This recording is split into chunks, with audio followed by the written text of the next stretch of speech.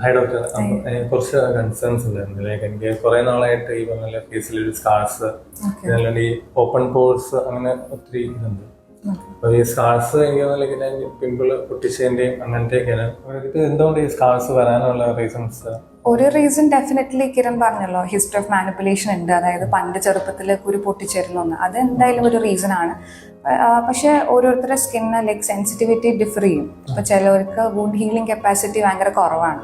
അപ്പോൾ wound healing capacity കുറവാണെങ്കിൽ normally ഒരു കുരു വന്നാൽ പൊട്ടിയിട്ട് ബ്രൗൺ കളർ ആവോ അല്ലെങ്കിൽ നോർമൽ സ്കിൻ ആവുന്നതിന്റെ പകരം അത് കുഴിഞ്ഞു വരും.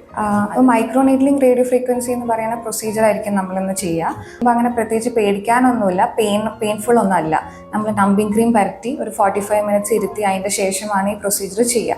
അപ്പോൾ കുഞ്ഞു നീഡിൽസിൻ്റെ ഒരു പ്രിക്കിംഗ് സെൻസേഷൻ മാത്രമേ തോന്നുള്ളൂ നിങ്ങൾക്ക്.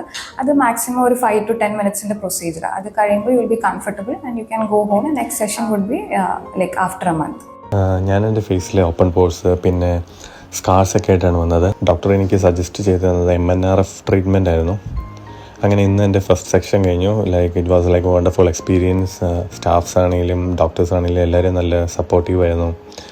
ഇനി എനിക്ക് 3 സെക്ഷനും കൂടി ബാക്കിയുണ്ട്. Eagerly waiting.